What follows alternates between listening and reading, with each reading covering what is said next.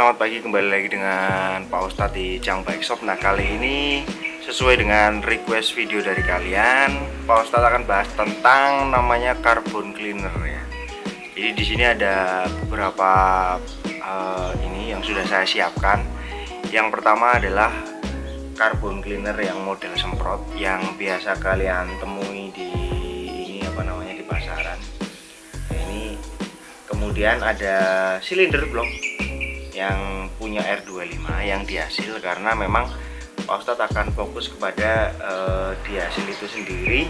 Kenapa kok carbon cleaner gurah itu berbahaya terhadap mesin-mesin yang menggunakan dihasil. Nah, yang kedua ada piston. Ini piston ori R25. Ini tumpukan karbonnya seperti ini. Yang selanjutnya adalah throttle body R25. Yang ketiga adalah ini soda api ya. Di sini Pak Ustadz ingin menunjukkan sesuatu ya. Jadi kenapa Pak Ustadz ingin bahas tentang kenapa bahaya pada gurah untuk motor dengan silinder dihasil adalah karena Pak Ustadz udah nemu banyak kasus di grup R25 di Facebook itu, dimana mereka mengeluh setelah melakukan carbon cleaning mesinnya jadi kasar, dan setelah dikirim tentang videonya, di post videonya itu suaranya saya sangat hafal. Itu tak lain dan tak bukan adalah terkikisnya piston dengan silinder, sama persis dengan yang ini yang punya R28 ini, sama persis kayak gini. Itu kemungkinan besarnya adalah tersebut. Nah, yang jadi pertanyaan adalah kenapa kok banyak sekali sekarang itu kan menjamur ya, bisnis gurah itu menjamur di mana-mana dia dengan berbagai janji yang banyak lah, antara lain mengembalikan performa, kemudian menghilangkan knocking, dan yang selanjutnya membersihkan jeroan tanpa perlu bongkar mesin dan lain sebagainya. Nah, di sini Pak Ustadz hanya ingin memberikan sebuah fakta kejujuran dari pengalaman Pak Ustadz sendiri, yaitu Pak Ustadz pernah melakukan penggurahan. Nah, di situ akhirnya Pak Ustadz paham sebenarnya proses penggurahan itu seperti apa, kemudian cairan yang dipakai itu apa. Ke pembahasan pertama, yaitu kenapa kok sekarang itu bisnis gurah atau ya carbon cleaning itu menjamur di mana-mana. Itu memang karena sebenarnya ada potensi di sini. Jadi semacam gimmicknya yang jelas pertama adalah kemajuan teknologi, bahwa sekarang membersihkan mesin nggak harus bongkar motor loh, ini nggak harus bongkar mesin loh, nggak harus bongkar mesin. Nah, seperti itu, dan memang itu adalah benar seperti itu adalah perkembangan sebuah teknologi. Nah, kalau kita merutut kepada permasalahan utama adalah kenapa kok kita harus membersihkan jeroan mesin, itu adalah tak lain dan tak bukan adalah karena memang kualitas bahan bakar di negara kita itu buruk, sangat buruk ya. Kenapa bisa dibilang sangat buruk?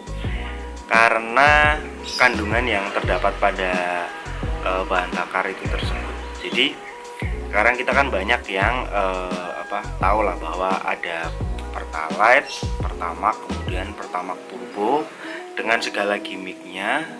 Gimmicknya adalah semakin tinggi itu oktannya, maka dia akan semakin sehat, semakin irit.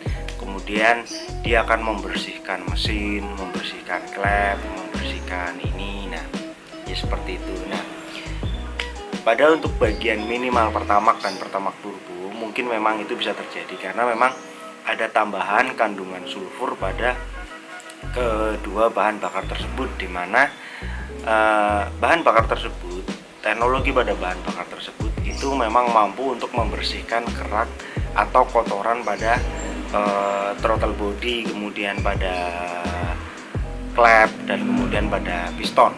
Nah, hal-hal tersebut seperti ini yang kalau kata Scott Kilmer itu dia YouTuber Pak Ustadz yang ada di Amerika, yang dia bahas tentang segala sesuatu yang unfaedah, seringnya kayak gitu. Nah itu dia mengatakan bahwa sebenarnya kita tidak memerlukan carbon cleaner karena kualitas bahan bakar itu sudah mampu untuk membersihkan baik itu klep maupun lubang intake ya, seperti itu. Nah namun begitu mungkin karena di Indonesia itu hal tersebut tidak bisa dilakukan secara sama, karena saya sendiri kurang tahu apakah sebersih apakah Pertamax Turbo, sebersih apakah Pertamax, atau sekotor apa yang namanya premium ataupun Pertalite ya. Nah namun basically gasolin itu memang dia sebenarnya mampu membersihkan dalam artian kalau kita misalkan menggunakan bensin untuk membersihkan rantai, membersihkan ini, itu memang bisa karena dia sifatnya itu solvent ya, jadi dia memang sifatnya akan membersihkan. Nah yang pertanyaan kedua adalah, Pak Ustadz kenapa kok bisa kotor, klep itu bisa kotor, kemudian ruang bakar itu bisa kotor. Nah yang pertama adalah itu adalah karena adanya uap oli yang membawa endapan pada ruang bakar itu ke dalam klep. Nah kalau kasusnya ini saya contohkan, ini adalah klep in ya. Klep in walaupun dia tidak dilalui oleh udara yang dari dalam ruang bakar, namun sebenarnya dia uap pada ruang bakar itu dia akan mulai bertumpuk pada bagian sini. Yang jelas itu adalah di sini ya, karena mau sebagus apapun namanya ring piston, ring itu, maka dia tetap akan ada namanya uap dari oli yang akan lewat. Nah di situ pertanyaan yang sering terjadi, kenapa kok oli itu tetap akan berkurang walaupun motor tidak ngebul? Karena sedikit, entah sepersekian itu tetap bakal ada namanya oli yang akan keluar dari ring piston, dari sela-selanya itu yang kemudian menjadi terbakar, itu pasti ada. Nah yang kedua adalah endapan karena oli itu akan menumpuk biasanya pada area ini, yang kemudian pada area ini. Nah untuk kenapa kok kita sering lihat kalau misalkan kalian sering bongkar motor, itu adalah klep in itu selalu lebih bersih dari klep X ya. Itu memang karena dia hanya dilewati oleh namanya injektor, semprotan pada bahan bakar seperti ini, masuk ke ruang bakar kemudian keluar. Berbeda kasusnya dengan klep X, di mana klep X itu buangan dari apa yang terjadi di ruang bakar, makanya dia lebih gede, tumpukan karbonnya di klep X itu akan lebih gede. Nah seperti yang kita tahu bahwa desain throttle body motor modern pada zaman sekarang itu dia seperti ini ya. Ini injektor adalah seperti ini kalau dari samping, kemudian semprotannya adalah ke sini. Seperti yang tadi saya bilang, pada dasarnya bensin itu akan mampu membersihkan. Itulah kenapa posisi klep yang ada di sini terkena semprotan bensin yang ada dari injektor ini, maka dia akan bersih. Sedangkan yang ada di belakang itu dia tidak akan bersih karena tidak ada semprotan injektor untuk membersihkan klep. Namun hal ini tidak bisa berlaku untuk mesin-mesin yang injektornya itu dia langsung ke dalam mesin, jadi bukan yang ada di throttle body ya. Oke, selanjutnya kita bahas tentang cairan carbon cleaner sendiri. Carbon cleaner itu setahu Pak Ustadz ada dua, mungkin kalian ada tahu, mungkin bisa silahkan ditambahin. Yang pertama adalah yang oil base, yang kedua adalah water base.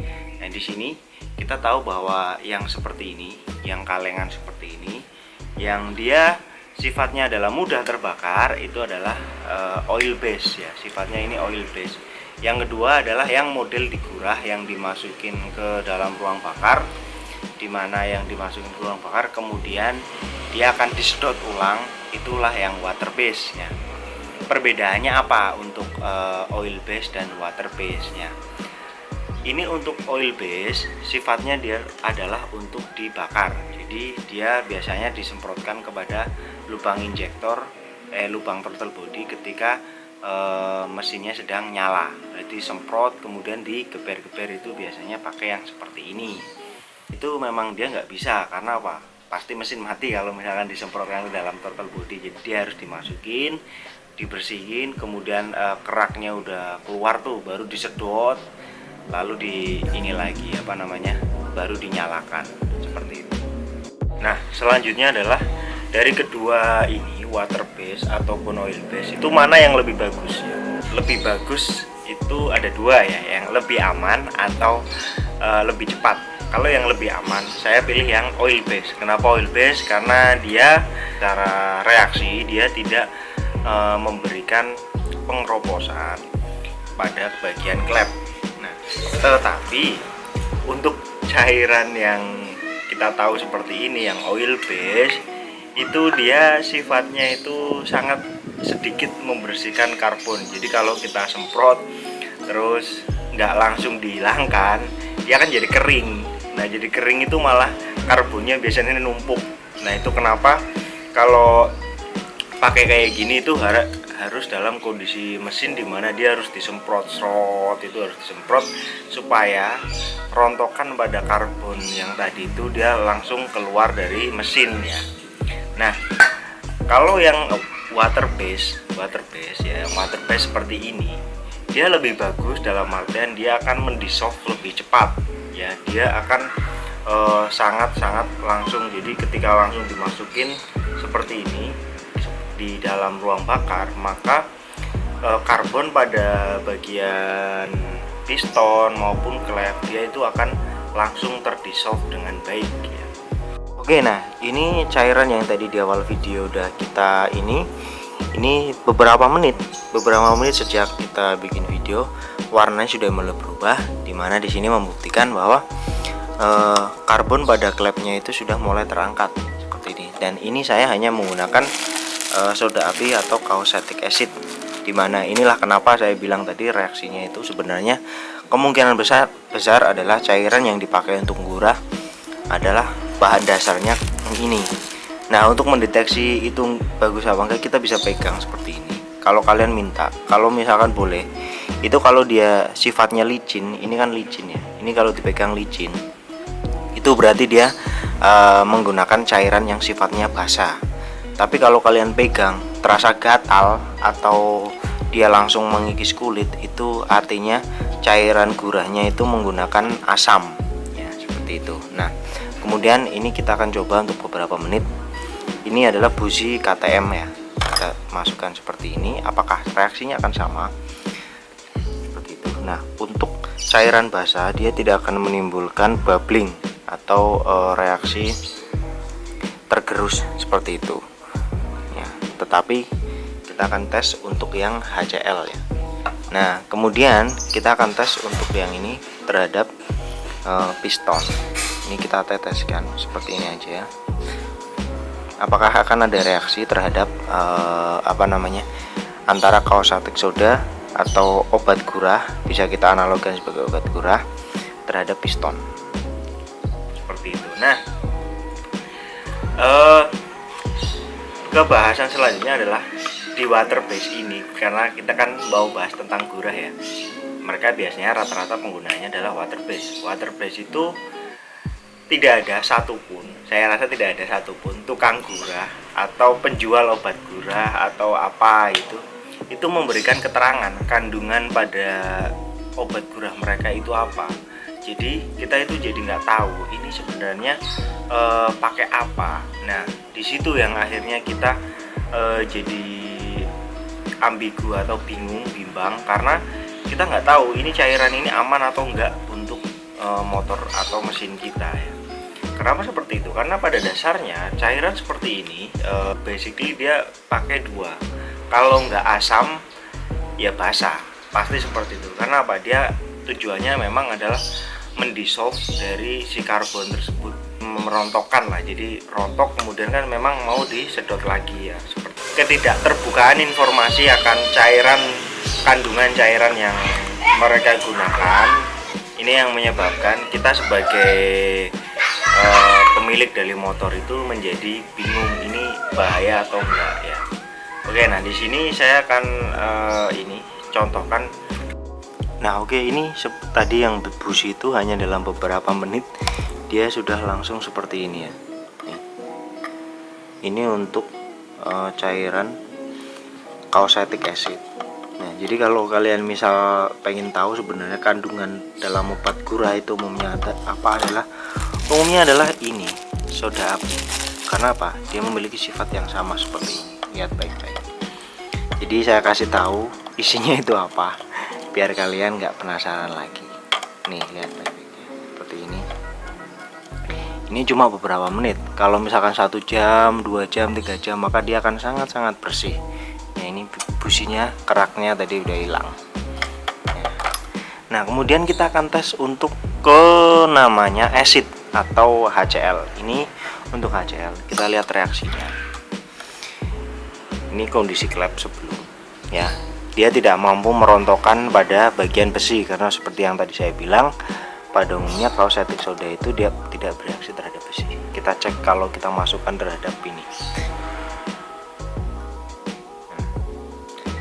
Nah, jika kalian menemukan nanti cairan gurah yang dia bereaksi sangat cepat seperti ini, lihat baik-baik reaksinya. Dia akan sangat bereaksi dengan cepat. Dia langsung rontok. Maka itu tidak lain dan tidak bukan adalah dia menggunakan asam. Biasanya asam yang digunakan pada cairan gurah itu adalah asam amonia. Seperti ini.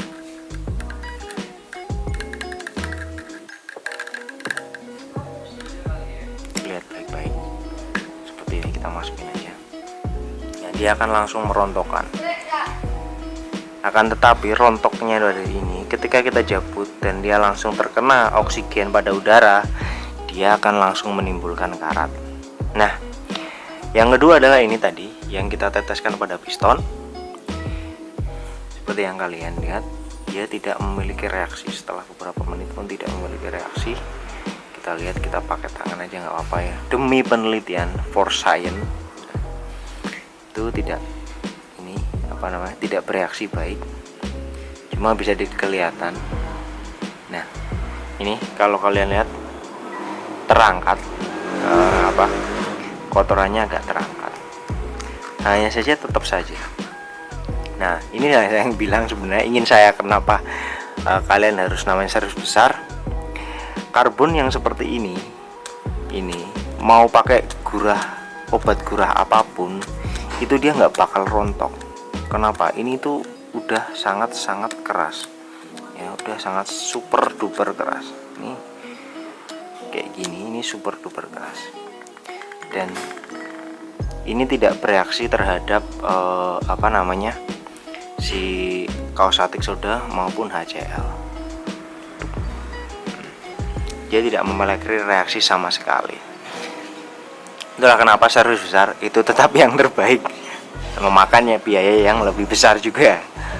Oke, ini aja, ini untuk pembuktian ya. Ini biar kalian tahu nih, pasti kalian kalau di tukang gurah, mereka pasti akan melakukan action yang seperti ini.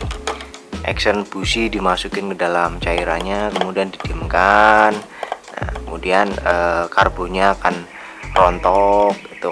Ya, seperti itulah, pasti akan terjadi hal-hal seperti itu. Nah, oh ya, untuk yang klepnya kita angkat supaya kalian tahu ini bakalan rontok semua. Lihat baik-baik.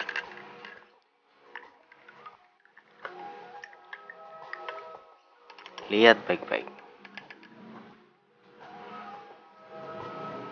Lihat reaksinya.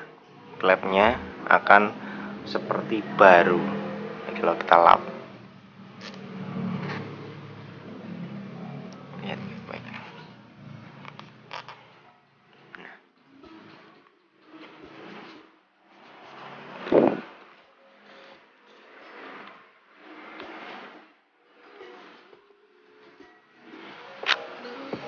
Oke, inilah yang terjadi. Jadi bukan hanya kotorannya, klepnya jadi bener-bener kayak baru. Tadi yang kalian lihat banyak itunya, ini sekarang udah jadi kayak klep baru, hanya warnanya hitam ya. Ini kalau kalian nemu obat gurah yang langsung bereaksi seperti ini, kalian taruh aja di lantai atau di mana dia ada reaksi seperti ini, itu pasti dasarnya adalah acid. Karena kalau yang ini kalau kita taruh di lantai, dia biasanya nggak ada reaksi sama sekali. Karena untuk kausatik soda dia hanya bereaksi terhadap aluminium.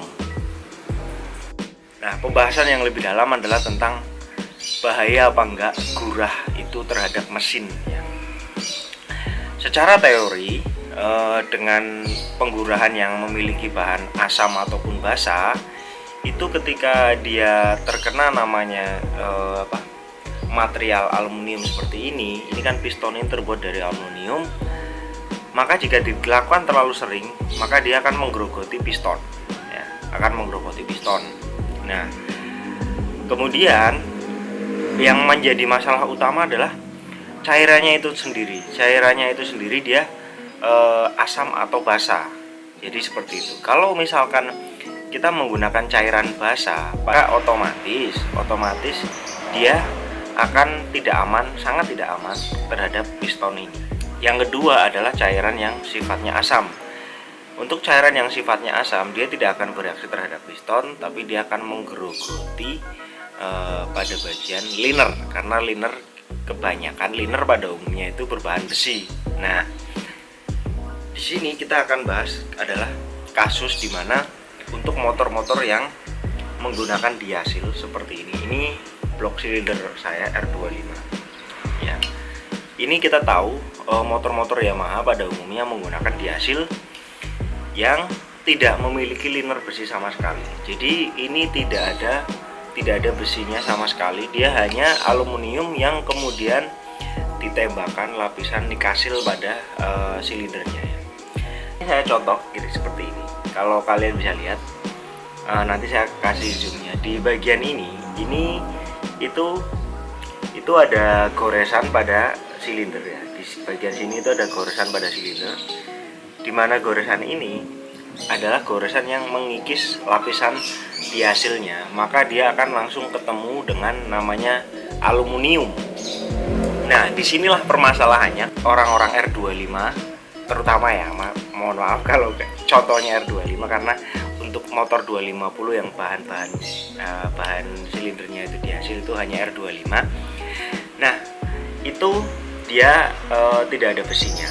Nah, ini ketika kita kena lapisan kena cairan gurah yang berbahan dasar basa itu, maka dia akan langsung mengikis nikasilnya itu sudah baret seperti ini. Nah, lapisan silinder itu ketika sudah jalan itu pasti akan ada gesekan, dan itu pasti biasanya ada guratan pada linernya, walaupun itu hanya mungkin satu garis atau satu titik.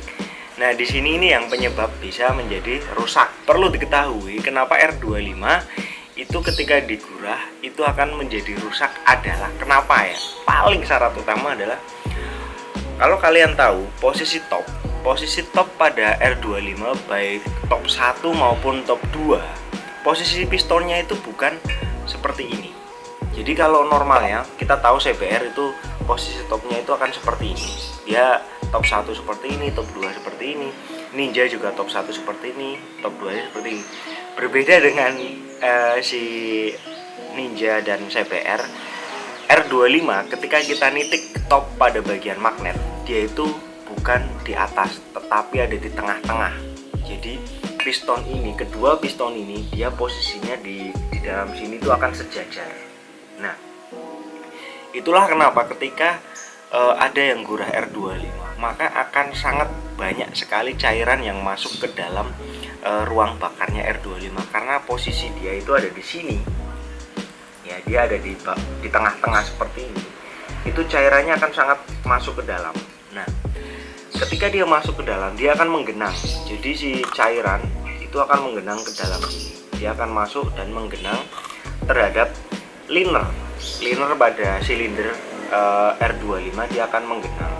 Nah, di situ goretan-goretan yang nikasil yang sudah tergores itu kan hanya sisa aluminium. Aluminium itu akan sangat bereaksi terhadap namanya kausatik soda itu tadi, soda api ya. Itu. Nah, disitulah maka akan terjadi namanya problem. Kenapa? Ya itu tadi. Ketika ada satu goretan yang kemudian dia akan menggores lagi, dia akan menjadi dalam. ketika menjadi dalam, dia otomatis akan membentuk lapisan edging di mana dia akan menggores piston. Kemudian goresan pada piston akan menggores sisi yang lain. Itu akan terjadi seperti itu. Nah, yang kemudian adalah ya piston dan silinder maka akan tergores dan baret. Kemudian akan menimbulkan suara seperti ini.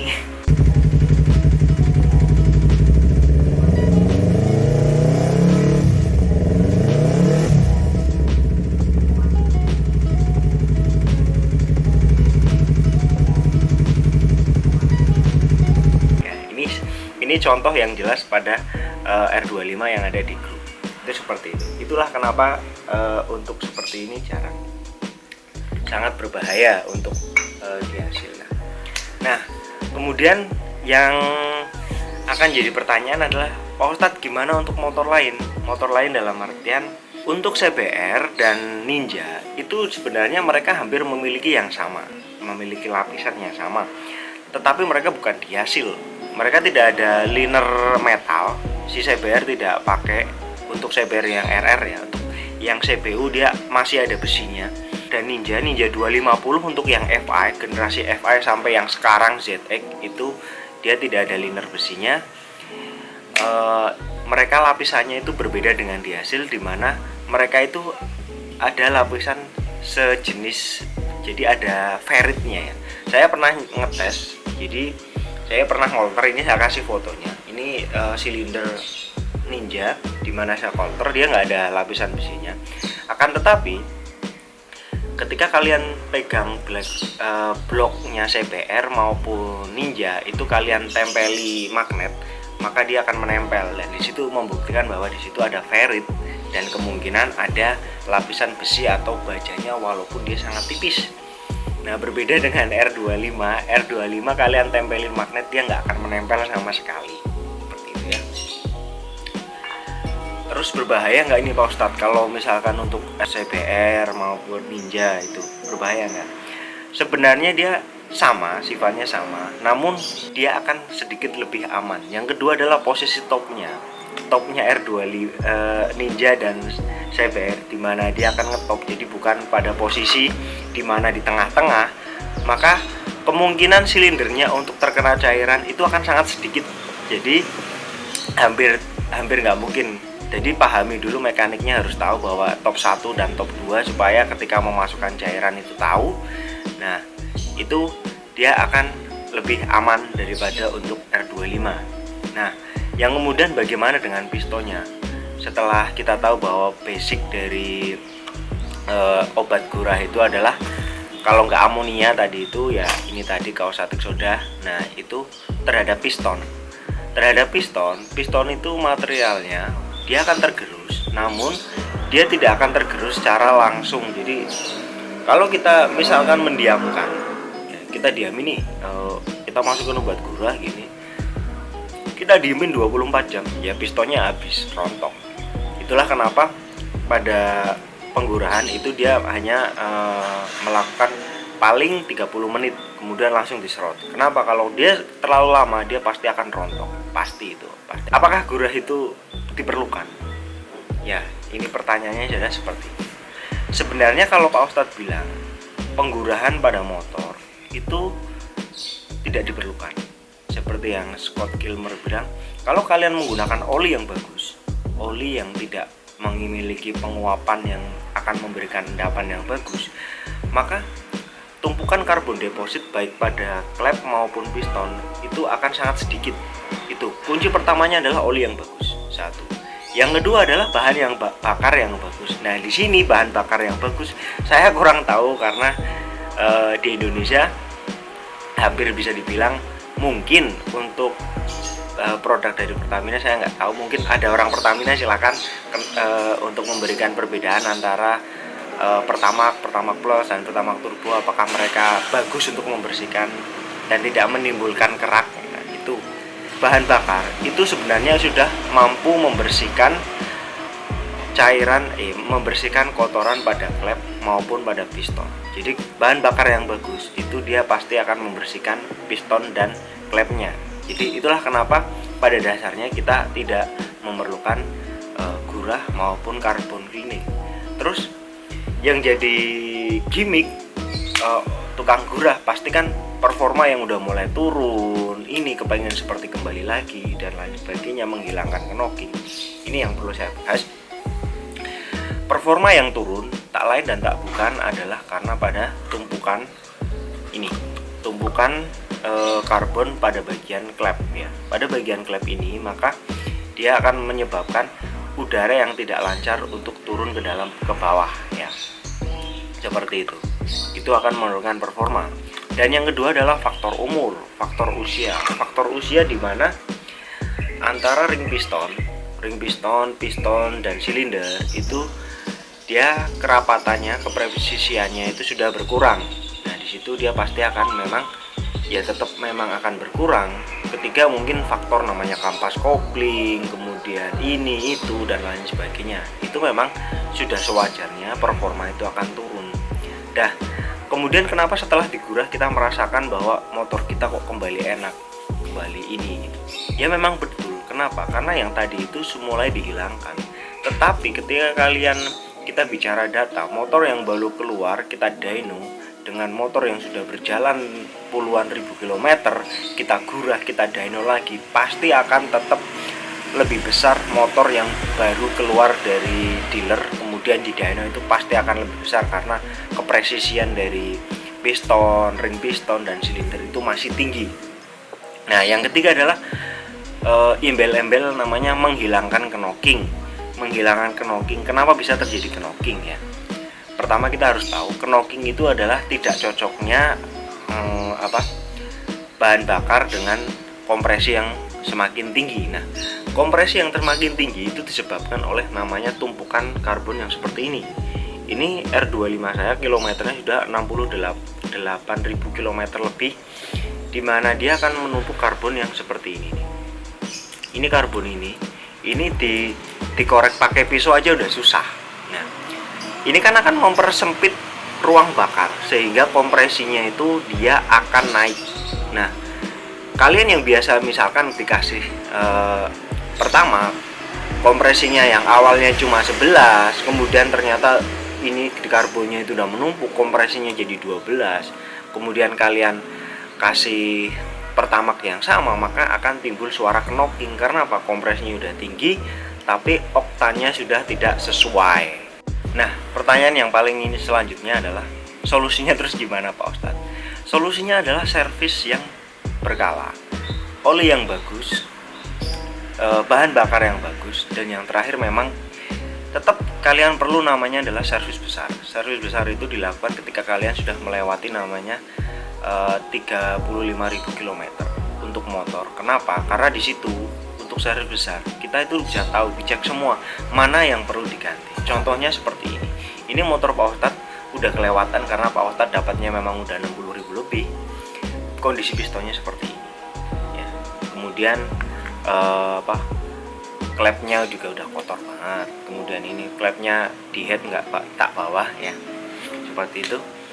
Nah, percayalah bahwa memang untuk motor yang sudah melewati 35.000 km kalian udah pakai cukup lama, itu kalian bisa mulai tabung dengan biaya servis yang biasa kalian lakukan setiap bulan atau 2 bulan sekali.